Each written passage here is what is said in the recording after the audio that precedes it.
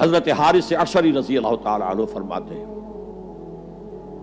یہ مسند احمد ابن حنبل میں بھی ہے، ترمذی میں بھی ہے، قال قال رسول اللہ صلی اللہ علیہ وسلم انی آمرکم بخمس اللہ امرنی بہن۔ یہ ایک روایت میں اضافی الفاظ ہیں، اللہ امرنی بہن، دوسری میں نہیں ہے۔ انی آمرکم بخمس کے بعد شروع ہو جاتی ہے بالجماعت والسمع والطاعت والہجرت والجہاد فی سبیل اللہ۔ مسلمانوں میں تمہیں 5 باتوں کا حکم دے رہا ہوں، اور یہ حکم اللہ نے مجھے دیا ہے، حالانکہ آپ کو بھی حکم دینے کا اختیار ہے، لیکن آپ نے تاکید کے لیے کہا، میں اپنی طرف سے نہیں کہہ رہا، میں پہنچا رہا ہوں۔ انی آمرکم بخمس اللہ امرنی بہن بالجماعت والسمع والطاعت والہجرت والجہاد فی سبیل اللہ۔ ذرا دیانتداری کے ساتھ ہاتھ اٹھائیں ان مجمع میں سے وہ لوگ جنہوں نے پہلے کبھی یہ حدیث سنی ہے۔ ایک تو ادھر میں نے ہاتھ دیکھا ہے، اس کا چرچا ہی نہیں ہمارے ہاں۔ کیوں؟ یہ اس لیول سے متعلق ہے جس لیول پہ ہم سوچتے ہی نہیں۔ اقامت دین کی جدوجہد، نظام کو بدلنے کی جدوجہد، یہ ہمارے ذہن سے خارج، ہمارے تصور دین سے خارج۔ دیکھیے وہ جو ہے بنی الاسلام علی خمس، اس میں امر نہیں ہے، یہ خبر ہے صرف۔ اسلام کی بنیاد 5 چیزوں پر قائم ہے، شہادت اللہ الہ الا اللہ وان محمد رسول اللہ، واقام الصلاۃ وایتاء الزکوٰۃ وصوم رمضان وحج البیت من استطاع الیہ سبیلا۔ یہ حدیث کس کو نہیں معلوم؟ وطن یاد نہ ہو یہ بات دوسری ہے، کس کو نہیں معلوم 5 ارکان اسلام حضور نے بتائے ہیں؟ حالانکہ وہاں یہ ہے میں تمہیں حکم دے رہا ہوں، اور چرچا ہی نہیں ہے ہمارے یہاں۔ جس گاؤں جانا نہیں اس کا راستہ کیا پوچھنا، جو کام ہم نے کرنا ہی نہیں، اس کے جو لوازم ہیں ان کے تذکرے کی کیا ضرورت ہے؟ یہ ہے ہمارا اس وقت کا عام مسلمانوں کا تصور۔ زیادہ سے زیادہ یہ کہ دین کو پھیلاؤ، پہنچاؤ، کتابوں سے، رسالوں سے، ویڈیو سے، آڈیو سے، مواعظ سے، درس قرآن سے، ترجمہ قرآن سے، یا تو یہ کہ اپنی ذاتی نیکی کا تصور ہے، اور یا پھر اس سے اوپر صرف یہ دعوت و تبلیغ۔ اس سے اوپر کی تیسری منزل جسے اقامت دین کہا جائے، جو خصوصی الفاظ حضور کے لیے 3 مرتبہ قرآن میں آئے، هو الذی ارسل رسولہ بالہدی ودین الحق لیظہرہ علی الدین کلہ۔ کسی اور نبی کے لیے 1 دفعہ بھی نہیں آئے، حضور کے لیے 3 دفعہ آئے،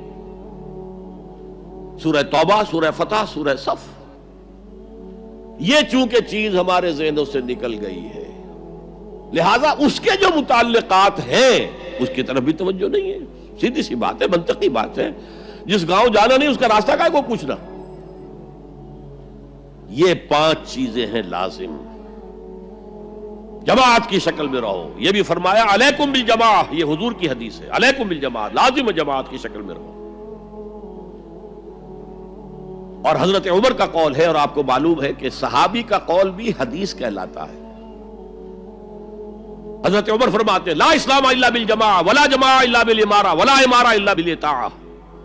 کوئی اسلام بغیر جماعت کے نہیں، کوئی جماعت بغیر عمارت کے نہیں، اور کوئی عمارت بے فائدہ ہے اگر اس کی اطاعت نہ ہو۔ تو پہلا حکم بالجماع والسمع، اور سنو، سننے کے لیے وابستہ رہنا ہوگا، وابستہ رہ شجر سے امید بہار رکھ۔ اب یہ نہیں ہو سکتا تھا کہ حضور پر کوئی بات آئی ہے تو آپ خود ہر ایک کے گھر جا جا کے اس کو پہنچائیں۔ آپ وابستہ رہیں اس نظم جماعت کے ساتھ، جیسے کہ درخت کا پتا جو ہے اس تک بھی جڑ سے لے کر جو غذا آ رہی ہے درخت کے پتے تک پہنچ رہی ہے۔ تو پیوستہ رہ شجر سے امید بہار رکھ، اس پیوستگی کے ساتھ، تاکہ وہ سارے احکام آپ تک خود بخود پہنچے۔ والطاعہ، اور اطاعت۔ 3 چیزیں ہو گئی، بالجماعت والسمع والطاعت والہجرت والجہاد فی سبیل اللہ۔ اور میں اس کی حقیقت پہلے بھی بیان کر چکا ہوں۔ ہجرت، اس کی بنیاد کیا ہے؟ حضور سے پوچھا گیا ای الہجرت افضل یا رسول اللہ، اے اللہ کے رسول سب سے اعلیٰ اور سب سے افضل ہجرت کون سی ہے؟ فرمایا ان تہجر ما کرہ ربک، ہر اس چیز کو چھوڑ دو جو تمہارے رب کو پسند نہیں ہے۔ آج اپنے گریبان میں جھانکیے، جو چیز زندگی میں غلط ہے شریعت کی روح سے، طے کیجئے کہ اب نہیں ہوگی، اب ختم کر دوں گا، ہجرت شروع ہو گئی آپ کی۔ ان تہجر ما کرہ ربک، ہر اس چیز کو ترک کر دو، چھوڑ دو جو تمہارے رب کو پسند نہیں۔ اور آخری ہجرت تو آئے گی وہ اقامت دین کے آخری مرحلے میں، جب اقدام ہوگا، جب نظام کو چیلنج کیا جائے گا، پھر جو ہجرت ہوگی وہ فرض ہجرت ہوتی ہے۔ مدینے کی ہجرت فرض تھی، ہجرت حبشہ فرض نہیں تھی۔ وہ تو جن لوگوں کی ہمت جواب دے رہی تھی اور جو پرسیکیوشن ہو رہی تھی اور جو تشدد ہو رہا تھا اس کو برداشت نہیں کر پا رہے تھے، انہیں اجازت دے دی گئی کہ ٹھیک ہے چلے جاؤ، حبشہ کی طرف ہجرت کر جاؤ۔ مدینے کی ہجرت فرض تھی۔ اگر کوئی ہجرت نہیں کر رہا، ما لکم من ولایتہم من شیء حتی یہاجروا، تو اے مسلمانوں تمہارا ان سے کوئی تعلق نہیں ہے جب تک کہ وہ ہجرت نہ کرے۔ بلکہ سورہ نساء میں اس کو بھی ایک طرح کا نفاق قرار دیا گیا۔ تو وہ ہجرت بڑی ہجرت ہے، گھر بار چھوڑ کر، اور مکے والے جو گئے تھے چھوڑ کر، وہ قریش کے بھیڑیوں کے رحم و کرم پر چھوڑ کر گئے تھے اپنے گھر والوں کو، اور ان کا سارا گھر کا سامان لوٹا گیا تھا، اور اس سارے سامان سے وہ کیپٹل فراہم کیا گیا تھا جس کو لے کر ابو سفیان کا قافلہ گیا تھا شام کی طرف، جس کا حضور نے پیچھا کیا تھا لیکن وہ نکل گیا تھا۔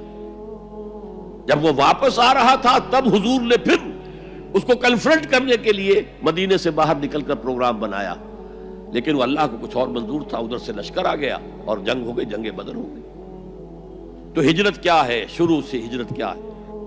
ان تہجر ما کرہ ربک، اور سب سے اوپر کیا ہے؟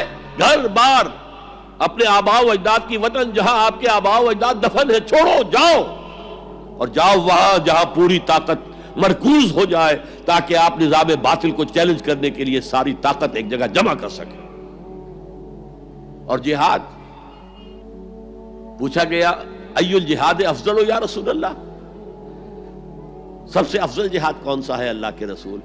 فرمایا ان تجاہد نفسک فی طاعت اللہ، کہ اپنے نفس کے خلاف جہاد کرو، اسے اللہ کا مطیع بناؤ۔